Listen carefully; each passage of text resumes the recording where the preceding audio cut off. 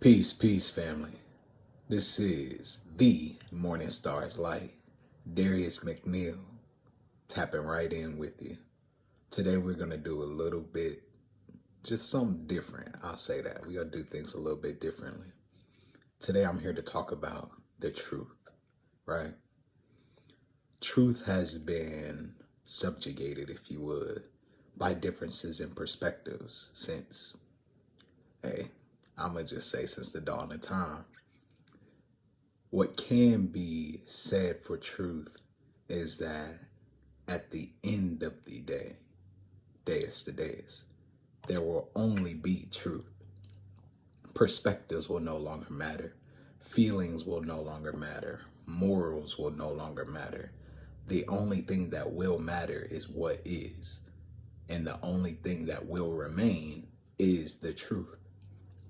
Whether or not somebody has created the truth from what used to be a lie, or whether or not the truth has emerged from this shining piece of crap that we call our reality, all that will remain in the end is truth.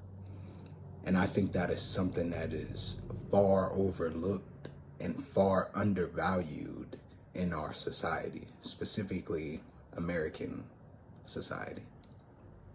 Now, the reason why I want to talk about truth today, the reason why I'm bringing you who are listening to this, a survivor, the truth is that it has to be brought.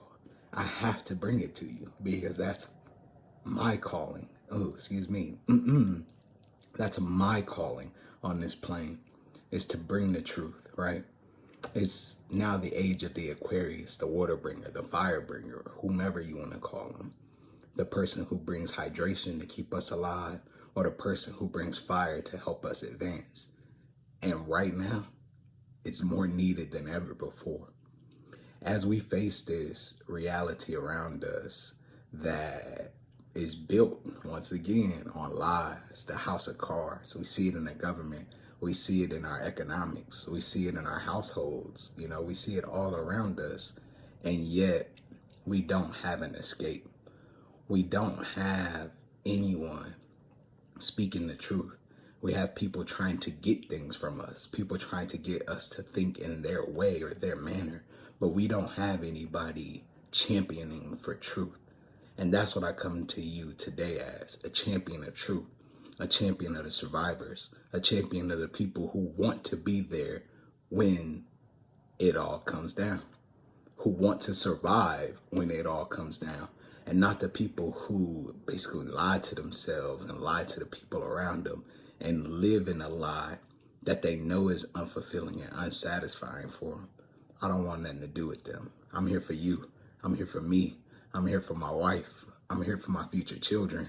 I'm here for my brothers and sisters out there struggling in the world, battling depression because they're lying to themselves, battling depression because their families are lying even when they're telling the truth. I'm here for you all, because if I don't do it, then who else will?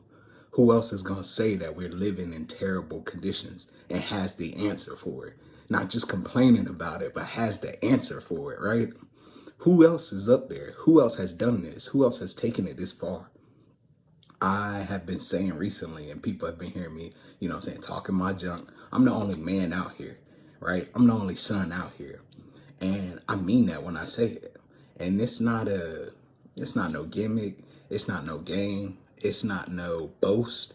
When I say a man, when I say an adult man, when I say a son, it's somebody who's a role model. And I don't just mean somebody who got money or somebody that's strong, somebody who's decided to devote themselves to aesthetics, somebody who's decided to devote themselves to their career field. I'm talking about somebody who put it on the line for us, all of us.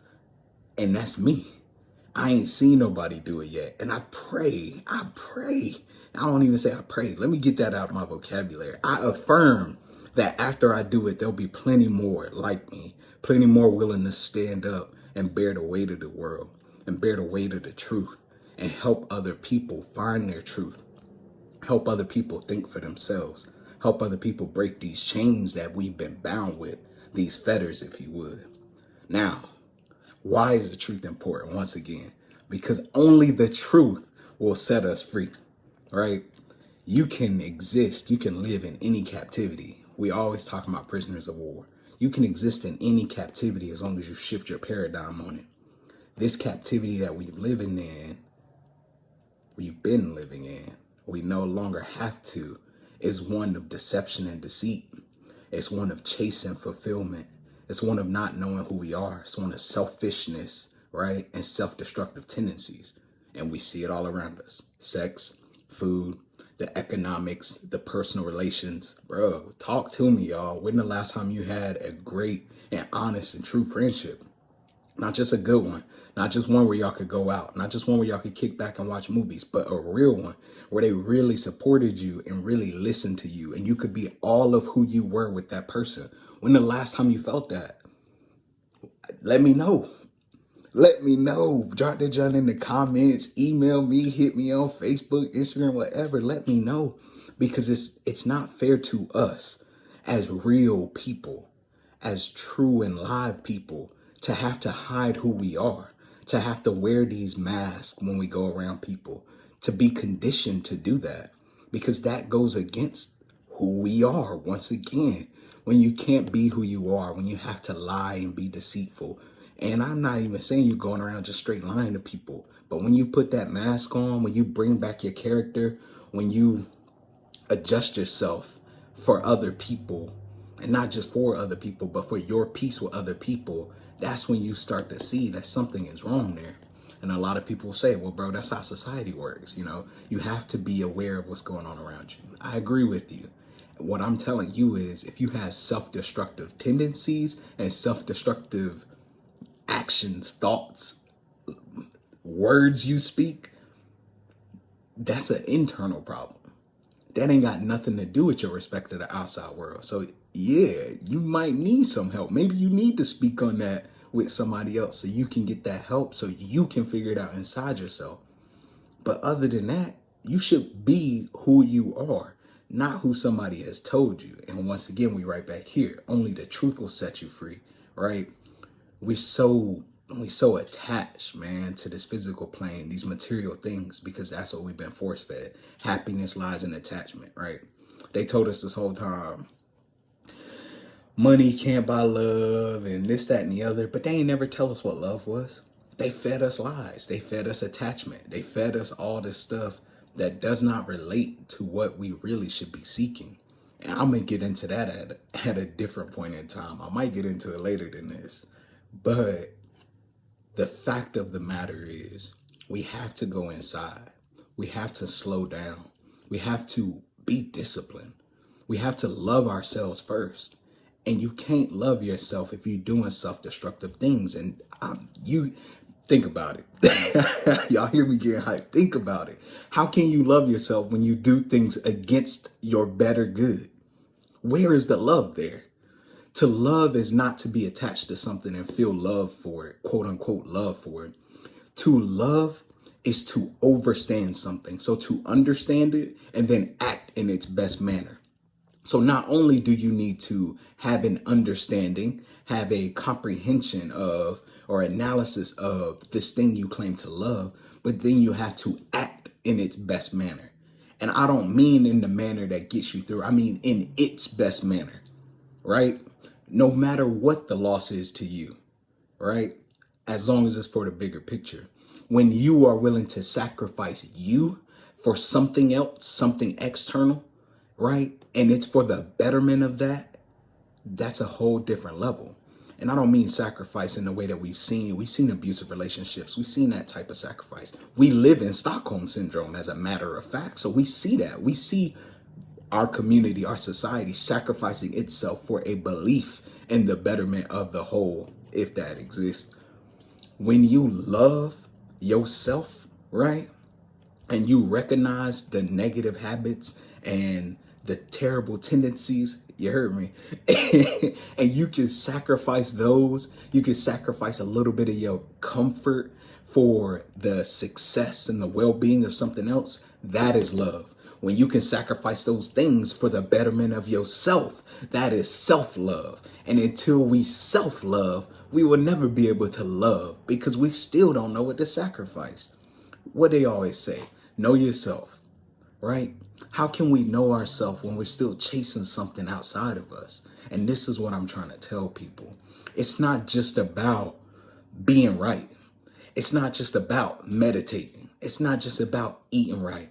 It's about making a conscious decision in almost every decision to do what's best for you. What's best for you has to be mapped out by you, because can't nobody else on this planet tell you what's good for you, what's the best for you, right? Because they don't know where you've been. They don't know your experience. They don't know what you really feel. Only you can. And this, I'm on the soapbox. But look, this is all about recognizing that you are a powerful being. Whether you assign the God label or not, this is about understanding that you have freedom of will, freedom of choice. You have the ability to do what needs to be done inside of you. And every time that you, as a person, make decisions that go against your better nature, your betterment, you are killing yourself. And you are making it easier to make poor decisions as you go forward. We know these poor decisions end up costing us disease, bills, generational trauma, generational curses that our children then have to break. So I'm asking you, no, I'm telling you, my survivors, keep going. Y'all are doing great. Keep striving to survive. Keep making the best choice you can. It gets easier. Just like negativity gets easier, positivity gets easier. Real positivity, real betterment of yourself. Raise your vitality. Raise your impact and your influence over the world around you. Keep helping people. Keep teaching people. Stay away from those people who don't want what's good for you. Stay away from those acts which leave you feeling unfulfilled afterwards. Stay away from the things that make you sick. Stay away from the things that don't help you in any way, shape, or form, but somebody else has told you that this is how you should enjoy. Nah, no more. My survivors, we out here. We're doing what we gotta do. And we making it happen. You have to carry yourself with grace, right? And this is where we circle back to the reality. The reality of this, Anchor gonna play with me, but I'm still here. The reality of this situation is that only will facing our reality help us get through it. Anything else will kill us, because our reality is sitting right there in our face, whether we admit it or not, whether we fight it or not, whether we accept the challenge or not. We still sit in reality, period. We are at war. Whether people decide to admit it, to realize it or not, whether you decide to fight or not. When the war come to your doorstep, guess what happened? When that sickness come to your body, guess what happened? When these problems come to you, guess what happened? You still got to deal with it. So get active. Be the aggressor.